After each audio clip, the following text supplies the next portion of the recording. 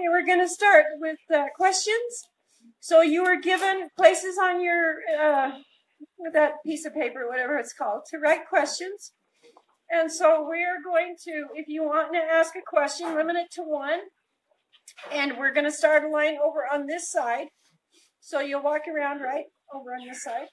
And then Shauna will hand you, sorry, Shauna will hand you the mic, or you'll hold the mic and you ask the question. And if you want it directed to somebody particular, say who you would like it to be directed to. Before everybody leaves, I have a couple things first. Number one, somehow I only got one book here. I want it. So I had Cliven and Ryan, and I signed it. And we're going to have not a raffle. Actually, that's not a bad idea. Anybody got a lot of money? Just kidding. Okay. No, what we were going to do is Brian, okay, he's going to give you a little quiz. So be ready, because whoever can answer this question gets the book. Yes, you have to raise your hands. All right, so if more than one answers or knows the question, I'm going to have to pick the one who raises their hand first. And so this is just our door prize to give away. We're trying to figure out how to do it. So there's a lot of talk about militia. So the question is, who knows how many times militia is mentioned in the Constitution for the United States? Oh, the lady? Okay. 4 is the correct answer. What are we going to say?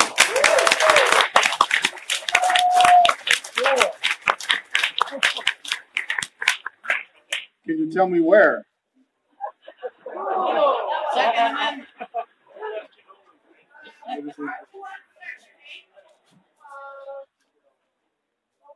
back in, I think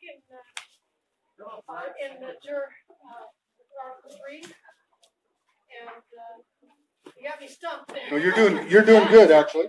Mark Chadwick. So Mark Chadwick, Montana Committee to Defend the Constitution.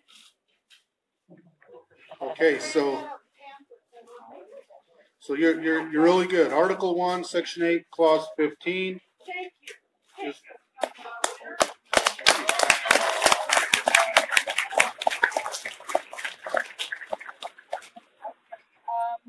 is, I have to give these announcements, and then we're going to start the questions. Okay.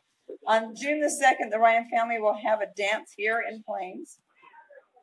Matt Shea wanted to be here. He couldn't be here. He was awesome, was able to put forth the Wooten letter for us.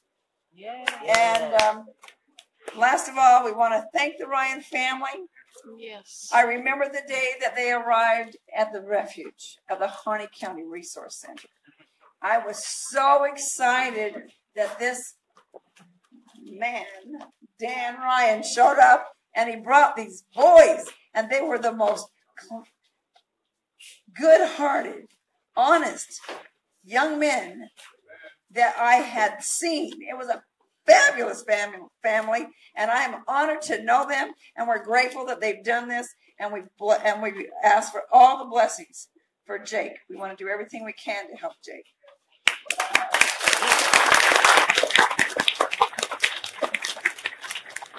So now, if you have any questions, please line up over here, and I'll let you ask your questions.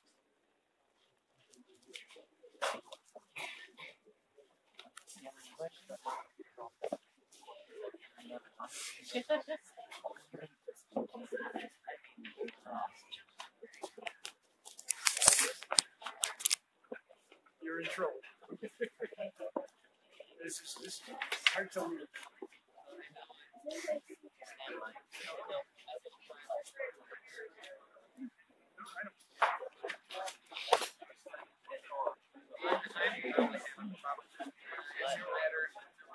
thinking of Okay, for questions, you're going to line up on this side of the gym.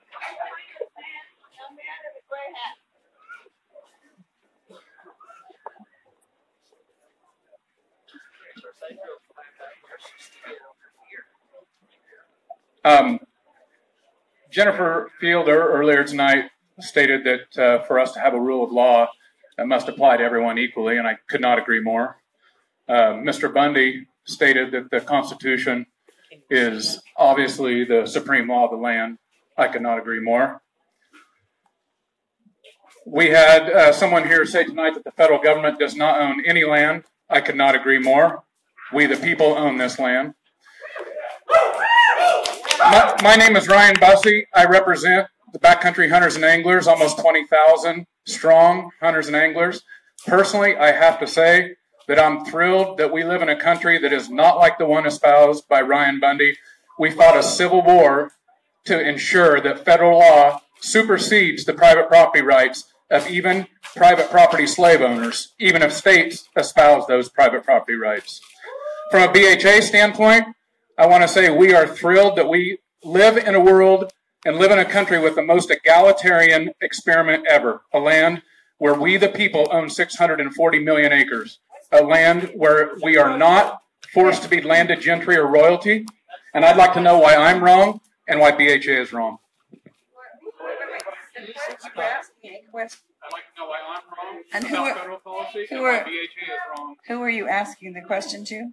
Either Ryan, Cliven, or Senator Fielder. One of you want to answer that question?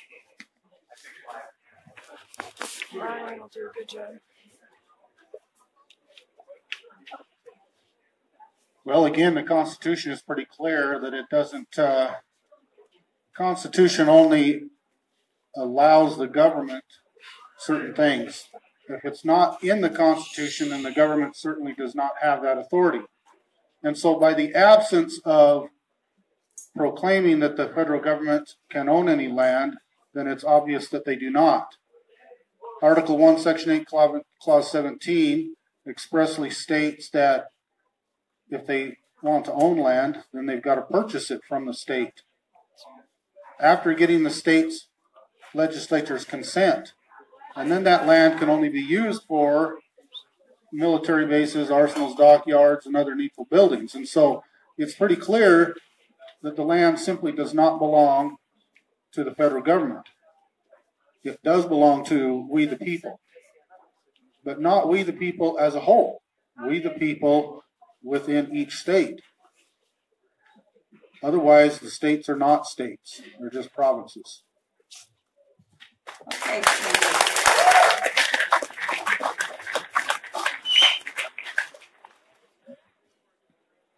My name is, speaking in this. My name is Kevin Byrne of that land. Why don't you, or why haven't you talked a little bit more about constitutionally secured rights that the patent holds you and how Article 10, Section 1 prohibits the impairment of that contract between the government and yourselves? I mean, you have rights through those patents that are very enforceable.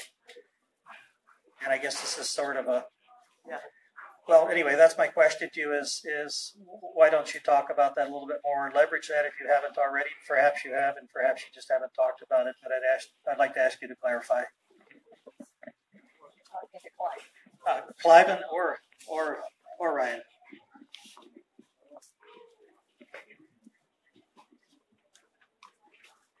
You know, he's asked a question that I really don't have a clear answer to. But this is one of the things that are confusing about our statehood and why the federal government keeps it selling land under patents, and why they you know, in what's some of the other acts, land disposal. Land disposal, as far as I'm concerned, happened at statehood. And there was no land left for the federal government to dispose of. All of these, like federal land, I'm trying to think of what I'm trying to say, like homestead acts and some of these different acts, they were set up for territories, and that's just fine under territories. The federal government could dispose of the territory, but once it was admitted and disposed of and admitted as statehood, one of the mistakes we have made is these land offices should have been operated and run under state. The state could sell this land. I give you an example. I have some articles that's written in like 1877, 1879. They go on up to 1914. They're newspaper articles. And I went back and looked at in the land area where I ranch. And all of the land sales were done by the state of Nevada. The state of Nevada was a state admitted into the Union in 1864. Those land transfers and sales were all done by the state of Nevada, not the federal government. So these patents are a little bit confusing to me. I don't know how they keep it going on and how, I understand that they're good law, but I don't quite understand it. So only thing I know is the Constitution in Article 4 and 3, when the land was disposed of, it becomes the state of the state land, and the state can dispose of it however they want, or a settlement and all these types of things. Federal government don't have no jurisdiction authority.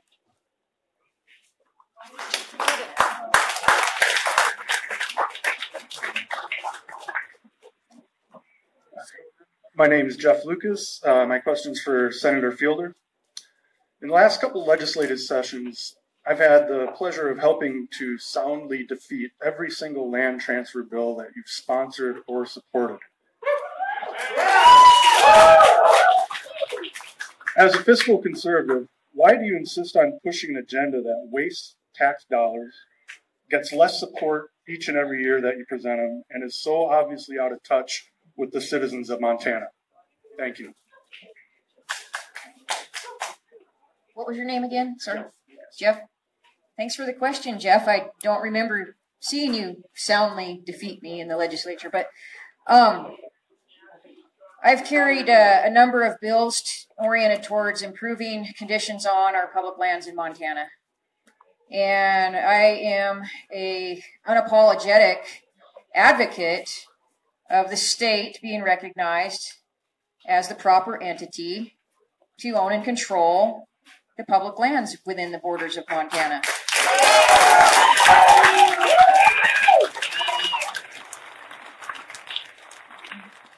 Where are you from, Jeff? You're from Missoula. So I represent Sanders County and Mineral County, and a little bit of western Missoula County, but definitely not the center of Missoula County. So how many people here are from Sanders and Mineral County? Just raise your hand. How many of you that are from Sanders and Mineral County agree with what I just said about the state controlling the land? How about in the room? How many of you agree that the state should control all the public land? So what it really comes down to. Okay, how many people disagree and think the federal government should stay in control of the public land in Montana? Okay, no, wait. It's okay. It's America. We can have differing opinions. But the law of the land is the United States Constitution. So that's what we go to for our reference when we have disagreements about these things. And that's why we have courts. But the will of the people is important. And to say that the citizens don't support Montana owning and controlling the public lands in Montana and that's out of touch, I think you're wrong. I think you're out of touch. I'm sorry.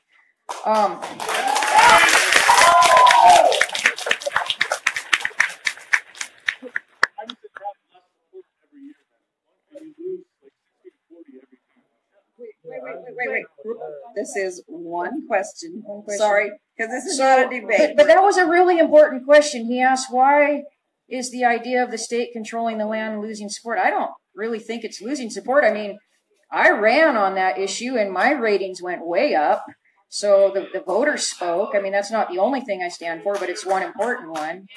But I do know that organizations like Backcountry Hunters and Anglers are receiving funding from the New Venture Fund, which is $340 million a year dished out to these groups that are. Hello, my name's Tom White.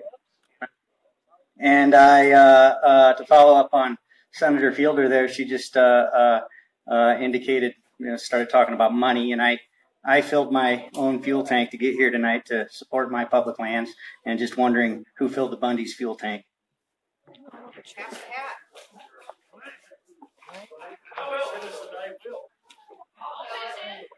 Yeah, I will too. I'd like to answer that question. I guess what filled my tank is my cows.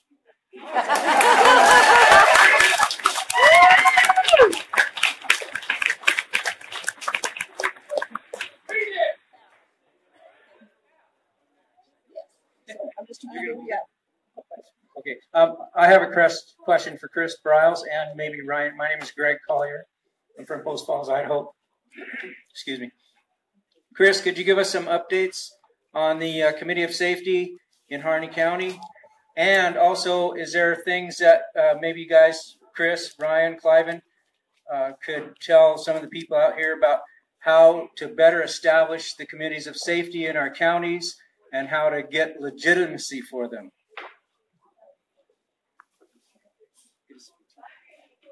That's a pretty good sized question. Yeah. The Committee of Safety in Harney County has still been meeting. We've been trying to do whatever we can to help the Hammonds. We've been drafting letters to the various entities that have something to do with that. We have been trying to vet quality people for our next elections. We worked really hard for this last election. We got a couple of people in. We have to keep educating the people. We have to keep moving forward, trying to do what we can. It's really difficult when you don't have a sheriff that acknowledges what you're doing and doesn't support his people. We haven't stopped. We keep going. We do try to educate people. I've been in several places talking about the Committee of Safeties. And does that answer your question? Well, yeah, sure. I was hoping that you guys are still going. Yes, yes. When this all happened, we were in Burns on January 2nd, 2016. And after that happened, we saw the videos come out about Hammond talking about the committees of safety, and it just lit a light bulb off in our head, created a firestorm of activity. We had already been trying to set up grand juries, local grand juries. And if you want to talk about this, you come up later and we will help you with that. Okay? We will. Thank you. We are still active, and I have been around trying to help other people get committees of safety. I suggest you do the research on it. There's a lot of stuff out there on it. Okay, we only have time for 3 more questions, so we'll keep moving. I have a question for you, Shauna. Something that's really, I couldn't find an answer to it anywhere. In that, the day in Lavoy Finicum, and in that truck in the ambush, from your lips to God's ears, was Lavoy Finicum armed? I never saw any weapon on Lavoy. And as he jumped from the truck, he always carried his gun on him. The holster that goes around his neck, and shoulder holster, and on his sidearm. And I know that he took that off before he got into that vehicle while we were still at the refuge. It was obvious he was drawing fire from he sacrificed his life to draw fire from himself instead of you. We see. My name is Joe Robertson. I'm just.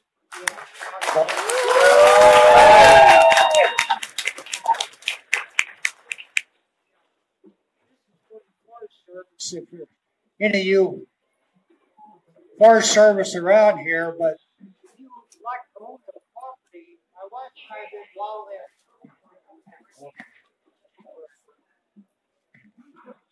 There you go. Yeah, my wife and I have been wildland firefighters under contract to the Forest Service and DNRC. The Forest Service, they go out of their way to let our forest burn. They threaten people's homes. Last fire was Eureka, Montana. We was told DNRC had a structure protection. Forest Service came on and they told us to quit structure protection in this little town. And he says, because when the fire jumps the track and burns Essex, he'll bring us back in, the firefighters, save a few structures. He said it'll be a career-making move for him. He told us that's what they want to do. And I've been fighting Forest Service, Jackie Fisher, because she's been aiding and abetting an arson for 20 years. And I wrote her boss in Montana. We wrote her boss in Washington, D.C. So Jackie Fisher brought EPA onto our property, said that we were polluting Waters United States 200 stream miles downstream. You know, nobody could believe that. But my federal pretender had 5 special people to testify, specialists, that we didn't damage the property. That ended in a hung jury. The second trial, he was told evidently not to have any expert witnesses. So they couldn't hear anything but lies from our federal government. Stood up there and just told that a 310 permit from the state is no good. They needed a 404. I built 404s when I worked for mining companies. That's for mill tailings that carry cyanide and all that. The Golden Sunlight in Whitehall has been polluting the Waters United States, Jefferson River, with cyanide. I worked for them for 10 years, and all those tailings ponds leak. I have a question. How can you gracious people stand up here and you know the feds are going to come after you? And still you precious people got guts. Love you all. He's one of our heroes. I have another question. My name is Mark Haig, and I have a question for Cliven or Ammon. Or Ryan.